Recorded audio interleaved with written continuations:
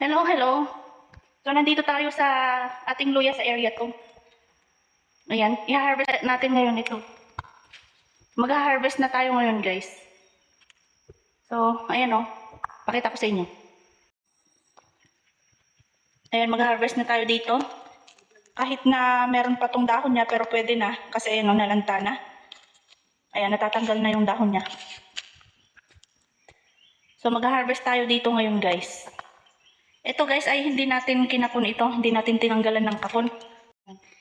Hindi natin ito natanggalan ng kapon, guys, kasi na-busy tayo noon. So, itong area lang na ito, hindi natin natanggalan. So, ang tatanggalin natin ngayon, ang kukunin natin, yung kapon. Ayan guys, dito tayo mag-harvest ng ating luya. Nagpakita ko sa inyo, hanggang doon sa taas. Yung nakikita ninyong brown na yan. May mga dahon pa pero brown na yan guys. Natatanggal na.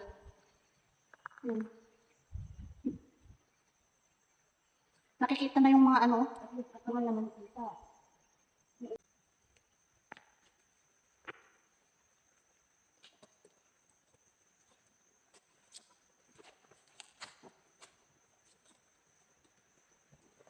So, ang ginagawa natin ngayon guys, tatanggalin lang natin yung kapon ng luya.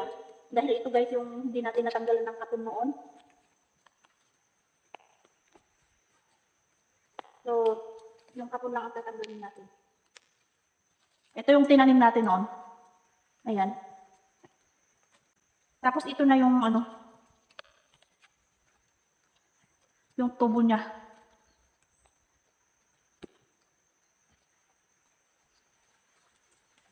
Tatabunan ulit natin.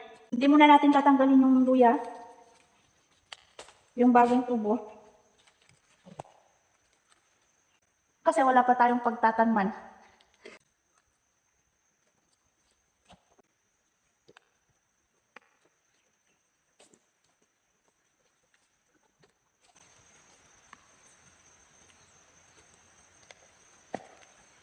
So ito yung tinanim natin noon. Ito lang yung tinatanggal natin. Mahirap yung ganitong pamamaraan guys. So, saka hindi ko rin nare-recommend sa inyo guys na ganito din ang gawin ninyo. Kaya lang po ganito ang ginagawa namin ngayon kasi hindi po namin, nabisi po kami noon. Hindi po namin ito na harap na tanggalan ng kapon. So ayan, ganito po ang nangyayari kapag ganito na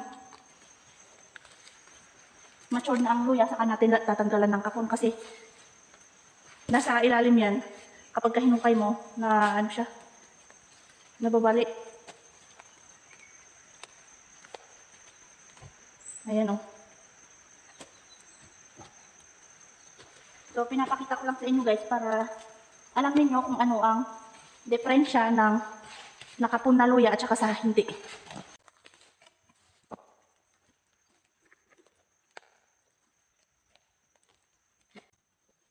Ganito kahirap guys kapag hindi nakapon yung tanim nating luya.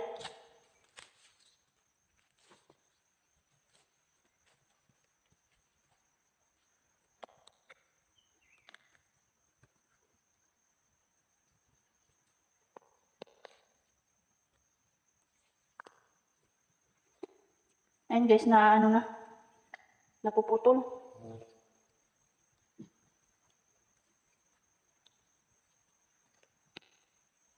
Kasi nasa ilalim yan. Inupuan na nung bagong tubo ito. Ayun guys. Tapos ito guys, yung tinanim natin. Ito na yung niya, bagong tubo.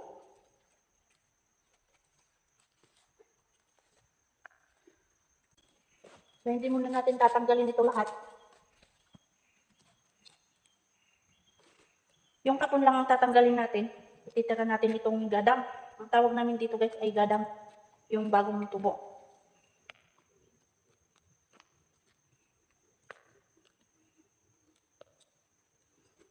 So, ito guys. Ito yung tinatawag na kapon. So, sa ibang lugar kasi guys, hindi na po nila tinatanggalan ng kapon. Kaya ang tinatanim po nila ay mga ganito lang. Yung hanggang dito. Ganun lang kaliit. Ganito. Kaya hindi na nila tinatanggalan ng kapon.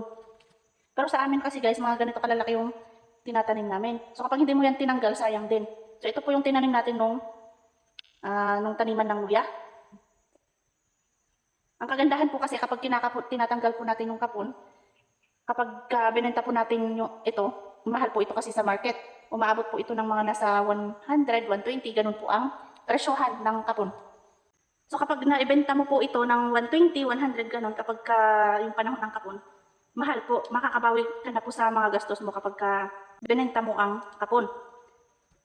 Tapos, ngayong anihan, kasi January to February, ganun. Actually, December, pwede na pong mag-harvest nun. Tapos ito na po yung anak nitong kapon. So ito na yung dapat hina-harvest ng January to February. Ito na rin po yung ginagawang binhi ulit na tinatanim ng April to May. So ayan, ganito po kaano. Ang kagandahan po kapag tinanggalan mo ng kapon, tapos binenta mo ito kasi kapag mas mahal po ang presyo kasi nito sa market kapag umaabot po yan ng 100 to 120 or 200 po kapag minsan. Last year po kasi umabot ng 200 ito per kilo. So bawing-bawi mo na po dito yung yung gastos mo. So ang pinakakita mo na po ay ganit, yung anak niya. Ma-harvest mo ng January to February. So malaki po, magta times 4, 5, ganun. Depende po sa kalaki ng luya. Depende po sa ganda ng ani mo. So ayan po, kaya maganda po talaga tinatanggalan ng kapon. So ang ginagawa po natin ngayon guys ay ito lang po ang tinatanggal natin. Yung kapon kasi hindi po natin naharap na tanggalan ng kapon noon. Na busy po tayo sa ibang area. So ngayon pa lang po, actually anihan na po talaga ng luya ngayon. So ngayon pa lang po natin tatanggalan ng kapon ito. Ang disadvantage din po kasi minsan ng hindi natin pagtatanggal ng kapon, kapag minsan po ay hindi lumalaki ito. Ito po, kulang po talaga ang laki nito. Dapat lalaki pa po ito. Kaya lang, ganyan lang po siya. Kasi hindi po namin natanggalan ng kapon. Kaya mas maganda po na tanggalan natin ng para lumaki pa po yung luya. May ilalaki pa siya.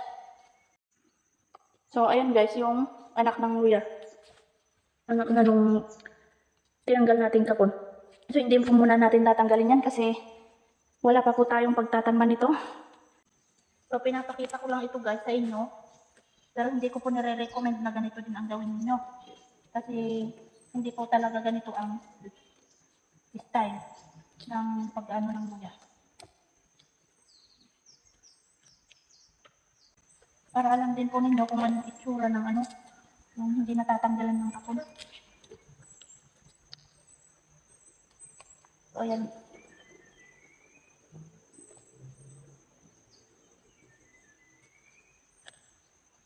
Ito yung anak niya. So, ibabalik ulit natin dito. Tatabunan lang natin. Siguro, hukayin ulit na lang natin ito kapag nagtanim na tayo doon sa tapos na tayong nagtanim doon sa i-harvest natin dyan sa kabila. Doon sa area dyan sa kabila. Kasi wala pa tayong pagtatanman nito. Yung maka-harvest dito. So, depende na lang guys kung magmahal pa ang presyo ng luya. Ibenta na lang natin.